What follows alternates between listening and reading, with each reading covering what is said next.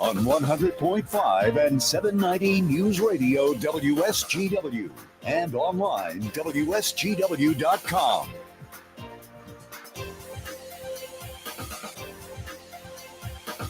A mostly cloudy good morning to you. I hope your day is going well for you, wherever you might be.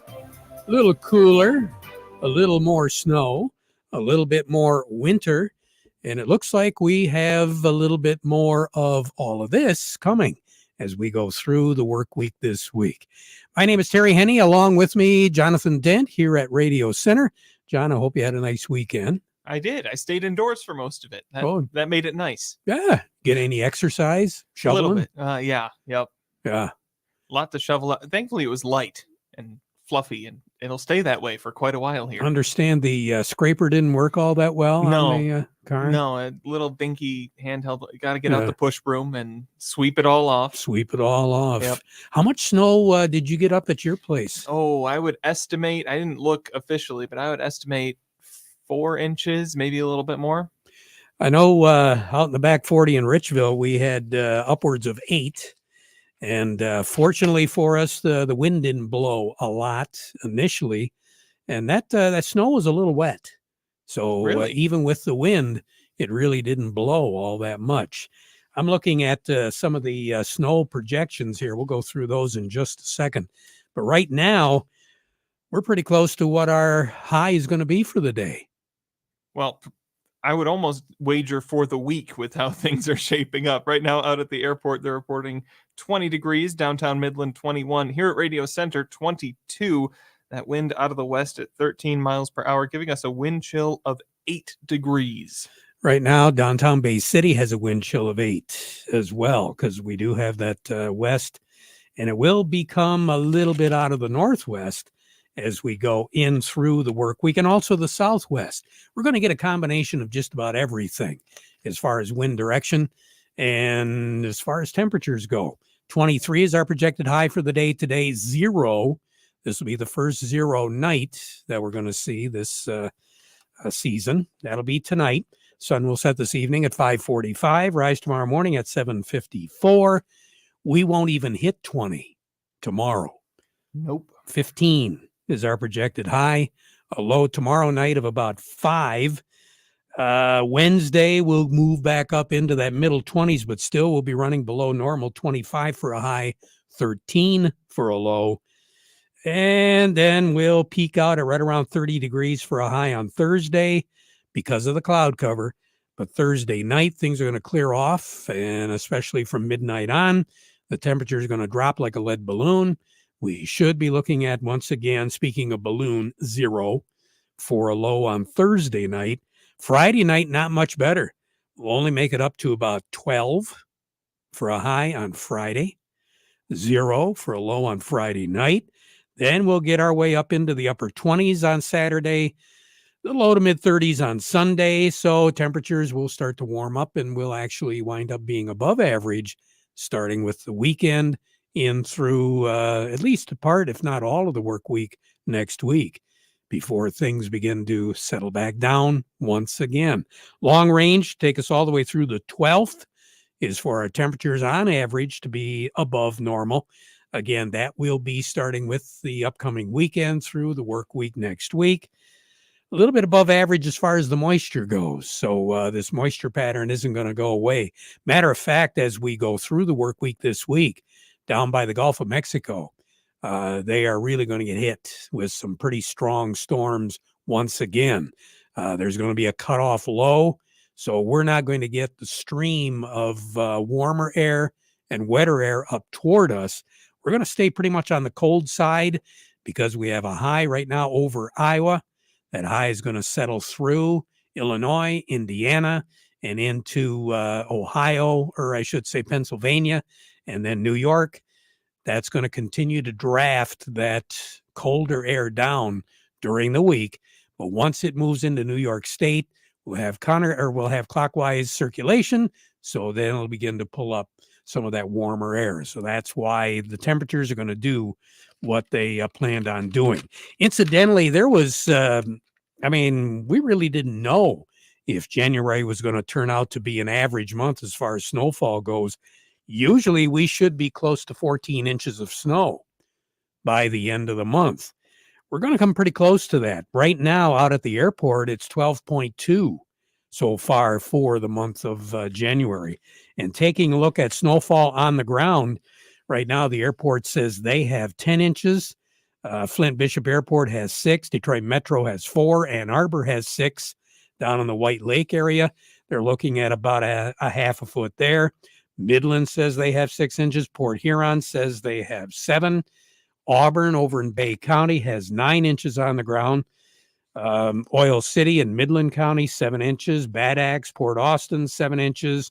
Saginaw and a few spots around the city proper, anywhere from 7 to 10 inches of snow. Over in Tuscola County in specific, the Vassar area, Cass City, about half a foot there. Lexington in Sanilac County has 7 inches. Owasso has 8. Burton in Genesee County has 8. Looking at Lapeer, about a half a foot.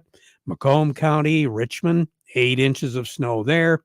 Then starts to taper off just a little bit because over the weekend, the folks in extreme southeast Michigan got more rain, more ice than what we received here. There was a finger strip of snow that cut across the central part of the Lower Peninsula, and that's where all the heavy snow occurred. Now, West Branch, West Branch is looking at about a half a foot. Traverse City says they have a half a foot. Alpena, Houghton Lake, all about 6 inches, 7 inches there. Fife Lake and East Jordan, 7 inches. Engadine, 8 inches. Gladwin has 8 inches. Mayo is reporting 6 inches. And Sault Ste. Marie, you get up into the Upper Peninsula, they've got just under 2 feet. So in a nutshell, we're looking at more in the way of clouds. Now, tomorrow we're going to see some sun, and that's the reason why it's going to get as cold as what we're looking at. Record high in this state is 55, set back in 2013. The record low is 17 below zero. That was set in 1951. And record amount of snow on this date is about 4¼ inches of snow. That was set back in 1939. That record will stand. More on the weather as we go through the broadcast. Standing by, who do we have, Jonathan? Well, to kick off this week in terms of the market report, we're going to be talking with Gary Kaufman from Star of the West. Then, as per usual, head over to Doug Klein at Oppenheimer. But first, the weather report today brought to you by the folks at Nutrien Ag Solutions. Nutrien Ag Solutions has the local expertise to recommend the corn, soybean, and other seed products that are the best fit for your field. Plus, unparalleled agronomic support with products and services to unlock yield potential and improve crop performance from planting to harvest. Ask about our financing options to help you get more from every acre and lead the field. Visit your local Nutrien Ag Solutions branch or go to nutrienagsolutions.com. Say, do you want to unlock the secret to higher yields? If you're applying dry fertilizer, the key to better yield potential is Titan XC. Titan XC is a fertilizer biocatalyst that unlocks and releases the bound-up nutrients in granular fertilizer, promoting better root uptake and plant growth. Drive performance this season and beyond. Release more nutrition. Expect better results with Titan XC. For more information, visit lpi.ag/unlock or contact your Nutrien Ag Solutions crop consultant today. Want to tell you about a big event coming up once again at Soaring Eagle Casino and Resort. It is going to be February the 2nd and the 3rd. It's the Great Lakes Regional Dairy Conference. It's been dedicated to help dairy producers learn new ways of increasing their profitability by doing more with less. Experts in the Michigan dairy industry will be speaking. Again, this is a 2-day event at Soaring Eagle Casino and Resort. For more information, just go to MSU. Well, I should say you can go to MSU, the extension service, or you can go to glrdc.org. That's the Great Lakes Regional Dairy Conference.org for more information. Our remote broadcast from the event on February the 2nd will be brought to you by the folks at Michigan State University's Extension Office and Quality Roasting of Reese. We say good morning to Gary Kaufman. Gary, I hope you had a nice weekend. Yes, good morning, Terry. I did. Hopefully you did as well. Sure did. I could hear the fireworks on Friday night and Saturday night, and I'm not talking the weather. Yeah. They shot off some beautiful fireworks on Friday and Saturday night at Snowfest. They had a wonderful weekend. The drive home, though, on Saturday night for a few folks, I think, might have been a little interesting, don't you think? Oh, yeah. I was driving home on Saturday night and was caught in that. It was coming down pretty good, Terry, for sure. So. Yeah, coming down real good. So, did our folks in Chicago have a nice weekend? Well, we left here on Friday and, we kind of had a two-sided trade and we ended lower for the day on Friday. It was basically due to, recent Argentina rains, kind of a weather forecast, improving crop conditions, and, was kind of the full focus to end the week. But Sunday night we came in and now the traders are focusing on a dry forecast for Argentina and Southern Bills, kind of have tipped the scales in favor of the Bulls here overnight this morning. So, if we get to the end of January, Terry, and head into February, South America weather takes center stage for the most part, and that's what we're seeing here. So currently we have actually cash corn is actually down a penny right now at 6.27. New crop is up 2 cents at 5.29. Cash soybeans are the leader here this morning, Terry, up 22 at 14.57, and new crop is actually up 16 cents at 13.02. Cash wheat up a nickel at 7.15 on the white, 6.65 on the red. New crop also up 5, and that puts the white at 7.40 and the red at 6.90. Terry. So is the wheat kind of following the soybeans, or are the two different factors involving their markets?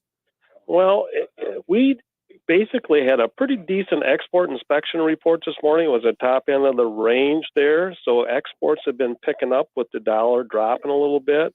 And actually, soybean export inspections were right at the top end of the range here this morning as well, where corn was actually lagging below the low end of the range. So I think the inspections report is also, besides the weather, giving soybeans and wheat a little boost today. So. Sounds good. You have a good day, Gary. We'll talk to you again soon, all right? I will. You do the same. Thanks, Terry. You bet. Gary Kaufman over at Star of the West, standing by. We're going to head over to Oppenheimer and talk with Doug Klein, but first, the market report brought to you by Schaefer and Beerline. Are you ready to upgrade to a new Ram truck for your family farm? Now is the time to order your new Ram 1500, 2500, or 3500, so you should see the folks at Schaefer and Beerline in Frankenmuth, the Great Lakes Bay certified ag dealer. They specialize in all models of new Ram commercial trucks and vans, and ordering is the way to go. You can buy with confidence from Schaefer and Beerline in Frankenmuth since 1852, where family and service sells cars. Also by Thumb Bank, they've been serving agriculture for over 125 years. They've got 2 locations in Bay City, also Cass City, Caseville, Pigeon, Bad Axe, and Marlette. Thumb Bank, where relationships are built on trust. Well, Doug Klein, how are we starting out the week here? Well, all that and the energy complex is down a little bit. Natural gas hit another new low today before the 0 degrees we're going to see overnight and all that stuff. That doesn't make any sense, but I'm okay with it. I'll take it. I'm going to have to take it one way or the other, so I'll take it being cheaper. I'm almost tempted to go snowmobiling this weekend, but then I'm getting so old that that almost doesn't sound good anymore, so I don't know. Oh. I don't know what we're going to do, but the Fed meeting is tomorrow and Wednesday, probably around 2 o'clock or 2:15. They usually make their announcement on the interest rates. It's pretty much a done deal, foregone conclusion that he's raising interest rates on Wednesday. The question again remains what he says afterwards, if he's done or not. So, I mean, that's the big thing. So we'll see what happens. That's got the traders a little bit nervous. Had a good week on the stock market last week, and so they're kind of just digesting all of that stuff there. So anyway, here's your numbers. The March corn is 683. That is unchanged. September corn is 605 1/4, up 1 3/4. March soybeans 1531 1/4, down up 21 3/4. November soybeans 1368, up 16 3/4.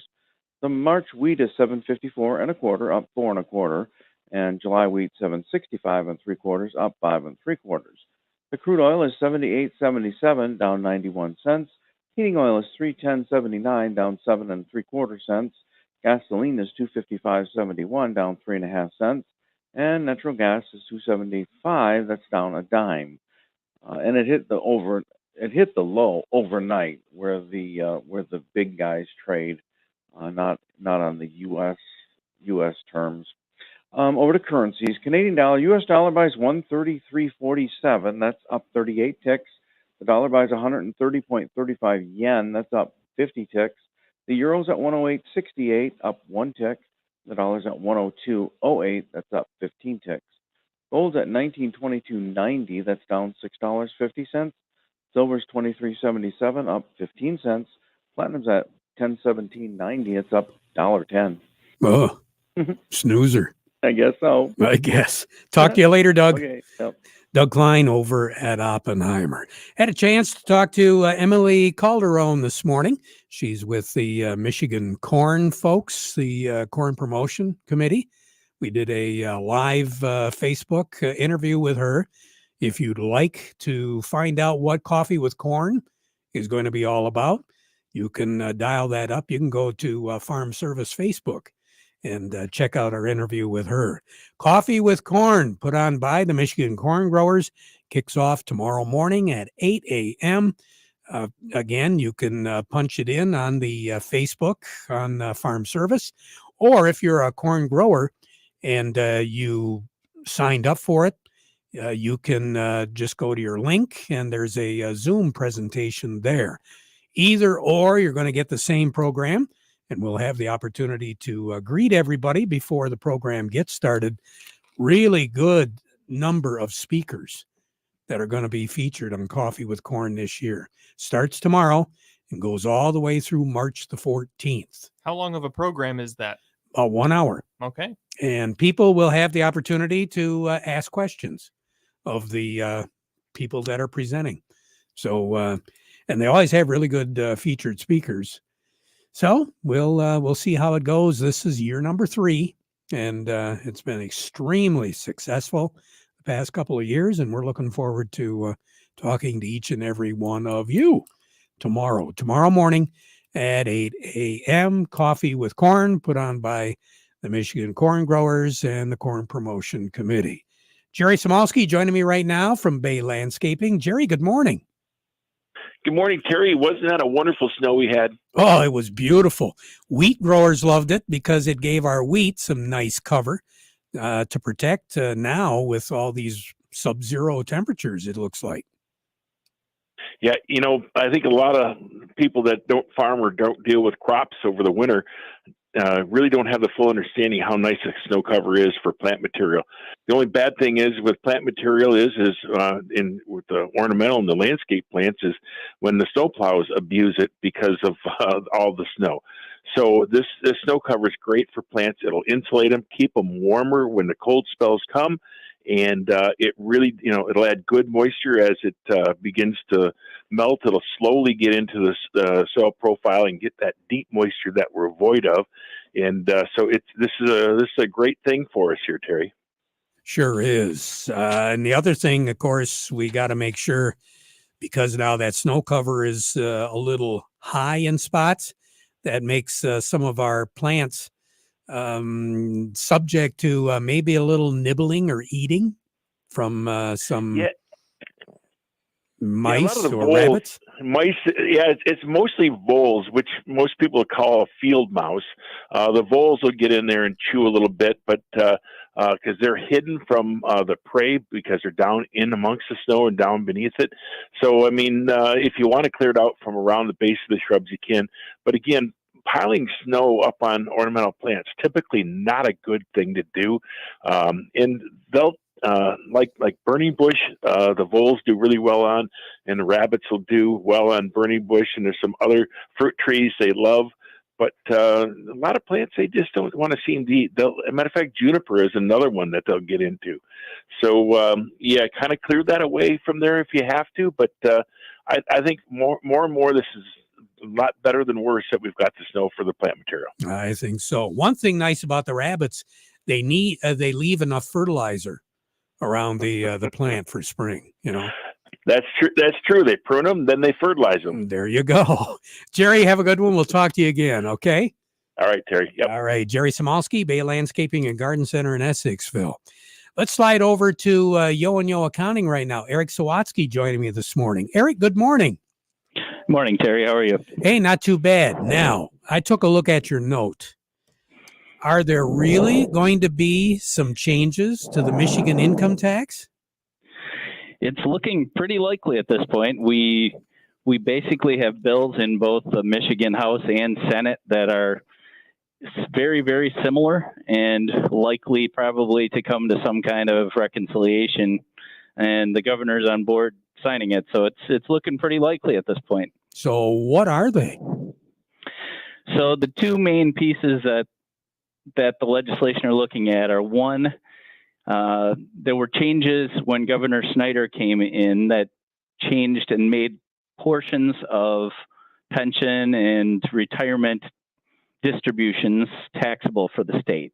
So currently, in general, if you're single, you have the first $20,000 of your pension or retirement funds that come out are exempt, and then you pay tax over and above the 20 grand, and it's 40 grand if you're married filing jointly. So you currently have that exemption. Then if you have an amount larger than that, you're paying the 4 1/4 state tax.